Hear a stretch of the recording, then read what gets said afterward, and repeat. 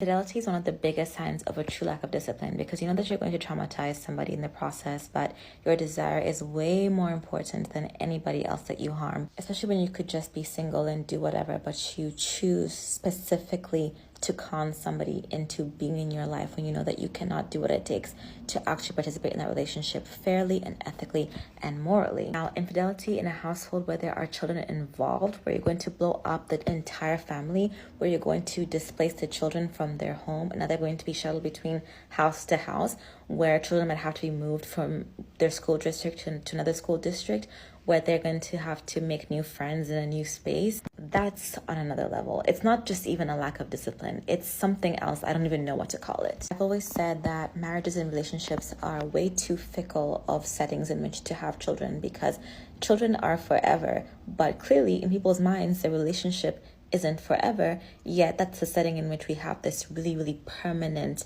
activity of raising a child, meaning that blowing up the romantic aspect of your life will now actively destroy your child's life in the process. And don't get me wrong, separating when infidelity has been committed is very, very important. Please separate, do not stay for the children. But the act does destabilize the household, it does destabilize the children. So why is it tied to this thing that people have shown time and time again they cannot commit to, or at least have a hard time committing to? The reason men hate when you fall in love with them is because you're not falling in love with them. You're falling in love with the mask that they use to win this scenario. He knows that you don't know the first thing about him. Whose fault is that? His, entirely. But it doesn't change the fact that you fell in love with an illusion. And the illusion, aka that man, understands that if you knew the real him, you wouldn't have let him get near you with a 10-foot pole. So what you think of as showing love and affection to this person is actually being received as punishment. Your love is literally a punishment to him. And even though he is 9 times out of 10 the one that sought you out, the one that was the aggressor, the pursuer, the engineer of this entire fucking situation, he doesn't actually want you. You're just a placeholder until he finds a woman that he feels is worthy of the real him. But let's be clear, that man's garbage, and he knows it. So no one would want him if they really knew who he was. So I was talking to this guy that I've known for like 10 years. He's physically a man, but mentally a boy. He was telling me about this girl that he started seeing in lockdown. I asked him how it was going. He's like, yeah, she's nice, but she's not cool. I don't like it when men neg girls. Anyway, but he's worried she's going to catch feelings. Like, what does that even mean when you're almost 30? That's like shit that 17-year-olds say. And ever since I've known him, he's always been worried about girls catching feelings for him. Now that I'm older, I can see that it's not necessarily a fear of other people catching feelings for him, which he seems so comfortable with because he thinks he's so irresistible. He is probably more afraid of catching feelings for somebody else and having to expand his emotional capacity beyond that of a tic-tac and be vulnerable with someone. But that's his journey to embark on. Anyway, so I said, you're a loser. There is a difference between liking someone and wanting to commit to them. It's like two circles that sometimes overlap but don't necessarily overlap. Because in this day and age, you can like someone, spend time with them, hang out, hook up, whatever, have feelings for each other, connection, you like each other, and not want to commit. You don't have to become boyfriend, girlfriend, husband, wife, mummy, daddy. You don't have to work towards that if you don't want to. That's okay. Enjoy. And you can also not like someone and want to commit to them or feel obligated to commit to them. I think a lot of people haven't questioned like the story that they've written for themselves for how they think that their love life is going to go as an adult that they wrote when they were a child, and pursue people that might like look good on paper for them or be familiar to them. And, you know, they want to commit, but they don't necessarily like this other person. Maybe it's financial, cultural, religious. Maybe they are going to be mummy and daddy. Maybe they started liking each other and then committed to each other, but then the liking part went away and now they're just committed. Because I've heard a lot of people say that, like, by the time their relationship ended, they felt like roommates with their partner, which I find really stressful and weird, but apparently common. So I said to him, like, yeah, you can like someone and not want to commit to them. You don't even know this girl, so why are you stressed? And he was like, yeah, I never thought about it that way. No shit, Sherlock, because you probably already started catching feelings. Joke's on you! Mark and Juliet from Love Actually. Mark's in love with his best friend's fiancée, then wife. He's hostile because it's unrequited love. Like, it's his best friend's woman. Like, he can't have feelings for her. She's off limits. I know you're Peter's best friend. And I know you've never particularly warmed to me. So he has to suppress all that and keep it to himself.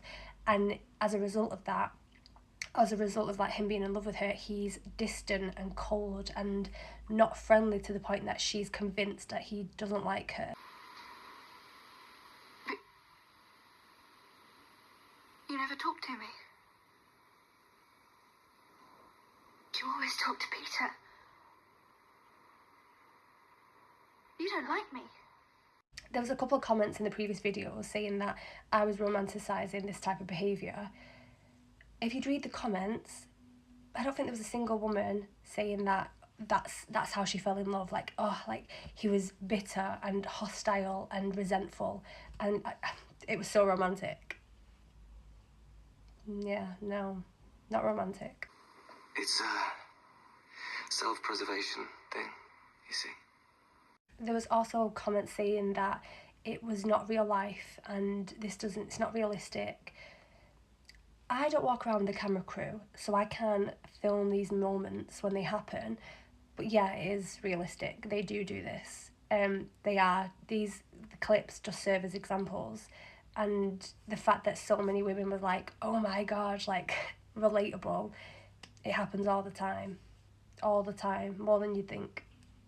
I mean, guys can just be assholes, but when you just know, I just know, like, if you're bitter for no reason and you're acting like an ass when I'm being nothing but nice, you can't, Girls are raised to seek attention and boys are raised to seek a reaction. So from a young age, little girls are taught boys will be boys.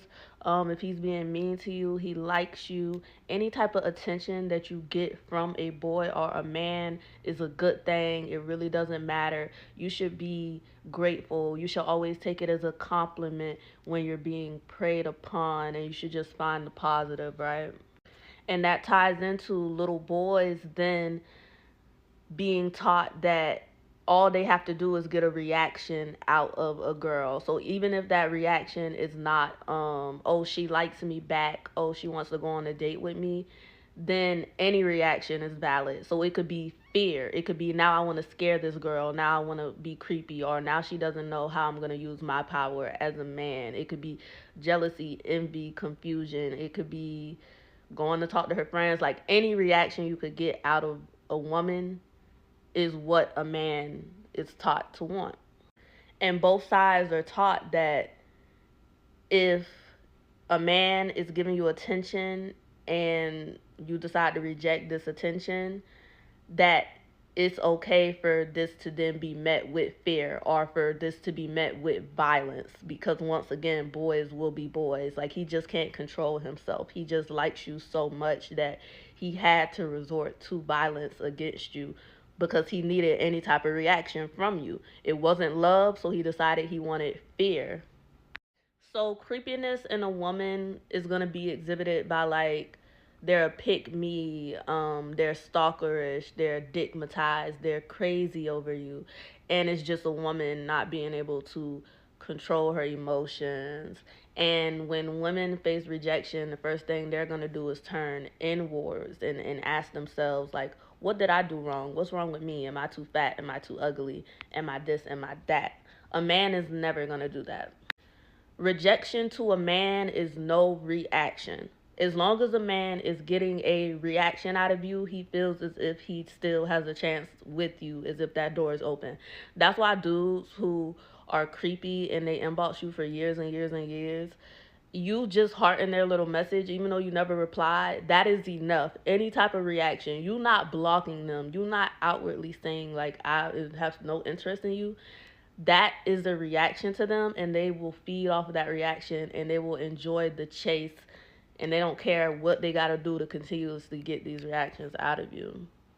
So once again, when a woman is being a creep, society will assume that this man exerted some type of dominance over her that got her acting crazy, right?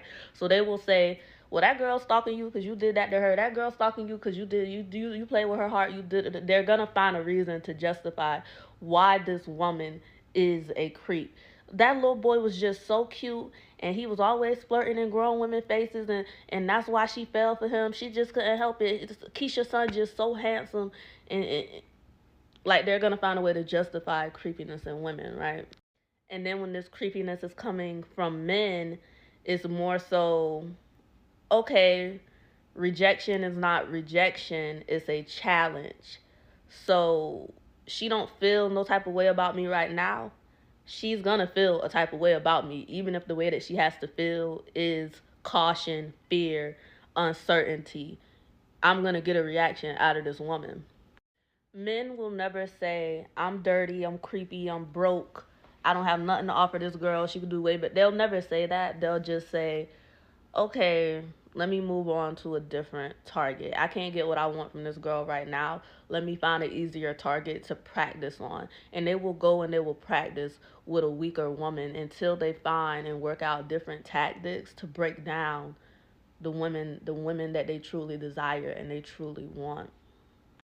And I feel like a lot of women have learned to adapt because we cannot become the same threat as men. A lot of women have learned to just adapt, settle down with the man, because men only protect what they own. So they're so quick to just want to be a baby mama, to want to just say, I am owned by this specific man. I have a baby daddy, he's gonna crash out about me. Because like I said, it's either I own you or I'm a threat to you. Like, just one or the other. They're only going to protect what they feel belongs to them. And that's also how they train you up. They make little girls having crushes and chasing after boys, panini and chowder. They make it this whole big thing because men are only going to protect what they own. And they want you to feel like if you don't have a man or you don't have somebody claiming you or protecting you, then you're just thrown to the wolves and you should be afraid. So they're using this fear amongst each other. Men are helping and supporting each other to force women into bad and dangerous relationships. They're forcing women to settle, and women should be working together the same way. We have to foster an unsafe community. We have to foster unsafe spaces for men, especially terrible men, and we have to hold them to higher standards of accountability. So it's just the bottom line. It's not a game that you're playing. It's literally just, are you tailoring society that's going to benefit you and your daughters for the future? And if you're doing that, you're going to have to close your legs, baby. Stop changing yourself for men. Stop thinking men are the prize, because they'll never like you and you'll never get what you want from them, but they'll always get what they want from you, because they know that you are seeking, like we said, this attention, this validation that you have been taught to seek. You're not finding your self-worth in yourself. And like I said, even the dirtiest, brokest, nastiest man can find self-worth in himself, because either his dusty mama or some desperate girl, that anybody, somebody he groomed, he will always have somebody to feed his delusions, okay? That's why these men will keep 4, 5, 6 women that they don't like, because somebody has to feed these delusions and feed this self-concept to the point where you will say, all right, I'm going to settle with this short, ugly Kang. Ain't nothing wrong with the short, ugly Kangs, but that's what got you settling, because you just like, shit, if this is all that's left, then that's what I got to settle for. And it's never that's all that's left, baby. It's just that you don't think you're going to attract what you truly want. So you never do.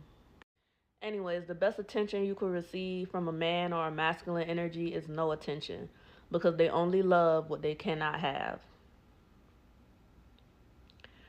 Real shit. As long as you ignore their ass right back, you always the prize. You always the winner. You always the champ. And you shouldn't be ignoring back. You should be ignoring first, child. But y'all gotta learn one step at a time, okay? Over the last year or so, I've naturally become disinterested in dating men or being involved with them because of all of the abusive and harmful experiences that I've had with them. I'm no longer impressed by displays of affection or romance because those actions tell me nothing about what matters, which is how angry or mean they can get. Similarly, I'm no longer convinced of male partners' good character when I hear of nice things they say or do to their partners, because I believe their character is much more defined by how they behave when they're angry. For example, what's the meanest thing he's ever said to you? What's the cruelest thing he's ever done to you? How did he behave towards you in your most recent fight? How often does he get angry? What does he think it's okay to get angry about? What does he think it's okay to call women even as a joke? Don't let them fool you, girl. They'll rave on and on about how they just want a secure woman for once, how they just want a confident woman.